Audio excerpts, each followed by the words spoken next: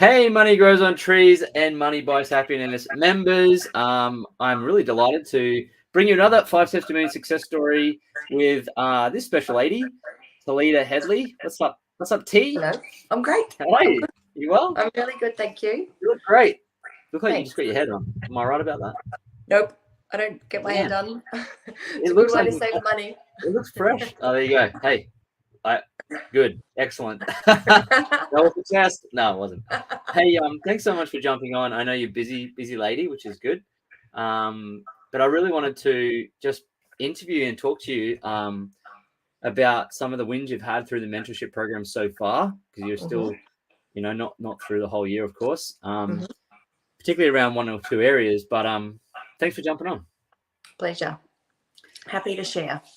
Thank you. So, my first question to you, to help, obviously we do this to help inspire people to learn from what you've gone through, so they can say, oh, well, maybe I can do that.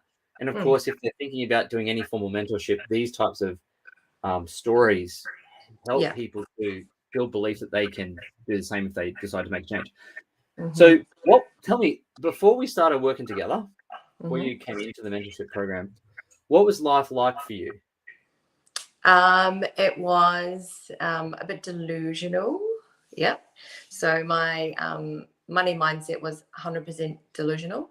And I guess my guidance I had no guidance around money. So I was actually quite clueless, but thought I knew and thought I knew what I was going to do eventually. So I don't know when that day was going to come, because I'm 39. I'm 40 this year. So I was like, what the heck? When was that ever going to happen? Yeah, that's good. Good point. Yeah. So, life before was definitely, there was no path. There definitely was no path, no goals. Yeah.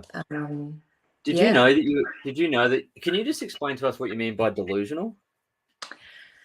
I think I thought somehow I was going to one day buy a property that would then go up so much in value that then I would buy maybe another one.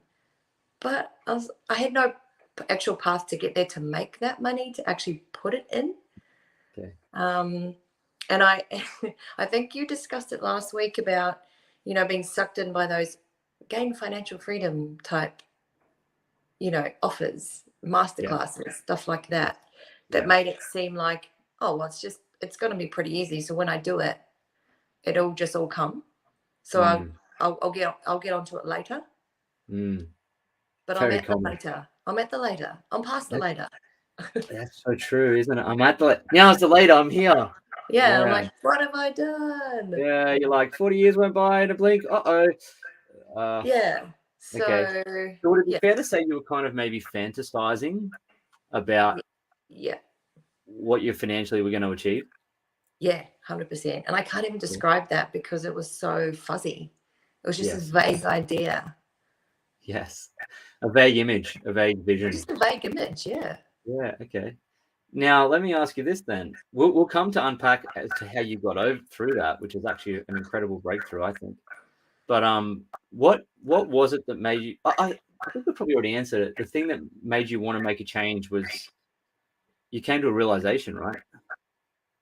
What was the thing, the deciding factor to take action? Yeah, I guess having a child was a big one, and so I wanted to, leave a legacy. Not a legacy, it's a bit big, but not just, leave something for my child, and just, focus on, being financially secure myself. Yep. And then I guess I started reading, because I didn't I've been pretty good squirreling away money, but not really making money or doing anything with it once I've got it. No idea. No, absolutely no idea. My parents come from a very scarcity background. So then I had that background too. Okay. What was the question? No, it's just like, what was the one thing that made you decide to make a change? I guess child, getting older, reading a book. I read your book. That was one of the first ones I read, because It seemed easy.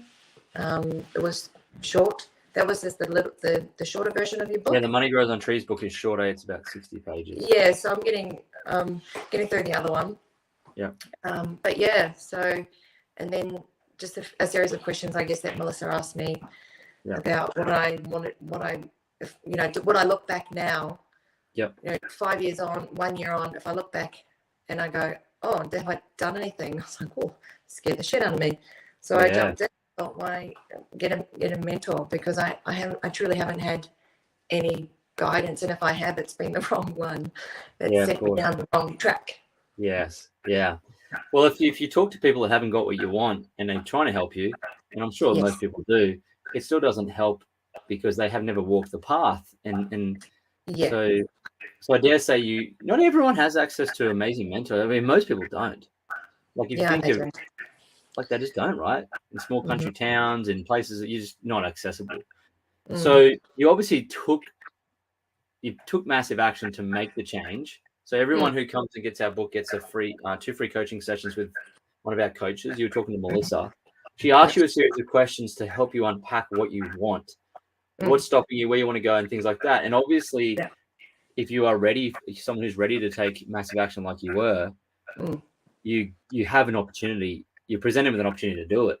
And so we've jumped in, taken the opportunity. Now on our discovery call, I think what happened. Well, you tell me what happened. Discovery call was pretty easy. It was you gave me some homework.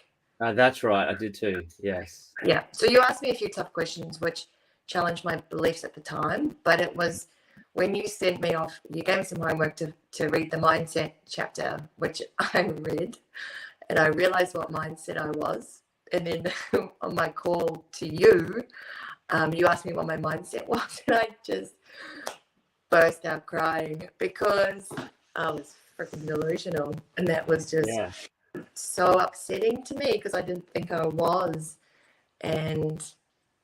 But yeah, so it's kind of like your fantasy world just crumbled crumbled to the ground, and then I knew I had work to do, and so that was very uncomfortable. But it's been, I thought I might cry, but I don't even feel like it. I'm like, sweet, I'm so fine. I realized it's fine. It's like I broke through that, and that's like, oh cool, tick that crap off the list. So I just do the work to get where I want to go. Why you're not emotional about it is because you're now empowered. You're now in control of your life. So, like for example, when we went through that together, and you came and you were emotional about it, there was probably a feeling of helplessness because you're like, well, the fantasy's gone. Yeah. What the hell am I going to do? Like, it's almost like you had to take extreme ownership in that moment, and it was like, whoa. Can I do it? Am I capable? So it's like these feelings of self-trust. Definitely. It's probably what made you emotional. So, but now you're not emotional because you've got it sussed. You've got and I mean, I'm pretty happy with how I am and the where I am so far. I think this is the third month, and I'm stoked with how things have changed. Yes. So I've had a good holiday, and I'm pretty keen to get cracking again. Yeah, I think your whole. I don't know if that's my microphone or your microphone. Kind of give us some feedback. You shake you on your phone? Oh yeah. I'm on my phone. Yeah. Okay, give me 1 sec. Let me see if I can fix this. Yeah, I wouldn't have a clue how to try and fix on my end. Can you just like move? Oh, that's better. We're good. Move. Let's stop. There we go. It stopped. So, that's right. Okay, we'll get through it. I just wanted to ask you. Let me do this. I just wanted to ask you, when we were going through that homework tasks, one of them was for you to identify or write down, because part of the process for you to get through the delusional part or the fantasy was to actually carve out a new identity. Do you remember? Basically. Yeah, remember how we said, like, who are you? You're like, I'm someone who finishes things that are hard. I'm someone who does it. Remember that? Yes. Yeah. Yes, I have to put those back in my view. But yeah, yes, sorry, I do remember. Yes, I do. So that's where we carved out some of these traits that you're going to lean into. And I reckon just from doing that exercise, it was instant. It was almost like when you came to the call the next week, you'd embodied those traits. So you were someone who does things that are hard. You're someone, and it completely shifted your focus onto doing all the things you might have avoided prior. But now, because we got rid of the fantasy and you have an actual thing to go do to get it, you were someone who went and did stuff. And now you've embodied that identity in less than you probably did it in a month or instantly. Yeah, I think the biggest thing was leaning into hard things. Yes, that was one of the things we spoke about, right? Mm-hmm. And since then, tell us what some of the results have been like for you now. What have you done? What have you achieved since then? So I started working with a chiropractor. So I am a chiropractor. That is my business, and I started working with a chiropractor. So I was basically helping her to take over her practice, and I really looked up to her. And I thought, when I met her, I was completely honest. I said, "Whoa, you're so good! Like you're so good." Just had all these skills that I didn't have, and I just told I had to be vulnerable in admitting that there was so much that I didn't know in my own profession. So I mean, luckily she received that really well, and she was like, "Well, I'll teach you anything." So we have done a series of things where she's taught me a lot of things, and it was really uncomfortable because I had to, like I said, I had to say, "I didn't know that. I don't know that. I don't know that." But now I know a hell of a lot more in a short amount of time because she just helped me. And so I've done that. I've increased my income, and I don't really know how that's happened. I can't really tell you how that's happened. I've just been more focused on work. And the biggest thing was my scarcity mindset. I assumed that all of my clients in the whole entire world has a scarcity mindset as well. So I wasn't even offering what I have to offer in fear for them being in scarcity. Yes. And so I wouldn't offer what I've got, but you told me to take myself away from my offer. Yes. Which I have a little talk to myself every time I have a new client, because it's not up to me. Yes. It's up to them to decide. So that was it. But I still have to talk to myself every time they come in. That's okay. But it's okay. That's totally fine. It's Conditioning. Cool chat. Don't make assumptions. Yep. And then offer what you got. Yep. And they can take what they want. Yep. And you're valuable. You're more valuable than what you think. Yeah, adding more value to knowing my value and working on my value too by actually learning and doing more seminars and things like that, focusing on that. Yep. Well, it's wonderful. It's wonderful to see you grow your income and get control of your financial destiny, I would say, more than anything. Because, when we started, there was no focus, probably no goals, probably had apprehension to even work with a mentor to increase your income, self-worth issues as to how do I make an offer that the people will buy. Obviously delusional, and there's so many things. And your new identity as someone who leads into hard things has just completely empowered you. And so in 12 weeks, now we're doing a Facebook Live together. In 12 weeks, you've done that. So tell me this. What's some things you're going to be doing for the balance of the mentorship over the next, 40 weeks? Sorry, can you repeat that? It was a bit... Yeah, we're getting a bit cut in and out here. Yeah. What's something you're going to now achieve? Like, what's a few things you want to achieve over the next, say, 6 months? I need to invest in something, because I bought an investment property, and I've got into the habit again of just holding my money again, and so I need to invest that into an index funds or shares or something like that. So I need to get I started to learn about it, but I need to. I took a break. Yeah. And I need to learn. Yeah, that's my goal, is to put some of my money somewhere. Right. Excellent. So through the process of the modules and stuff that you work through, you're doing them in sequence. So when you get to step 4 in the 5 steps, those are the things that you'll execute on and complete. And then you'll have ticked that box. So that'll definitely happen probably the next month.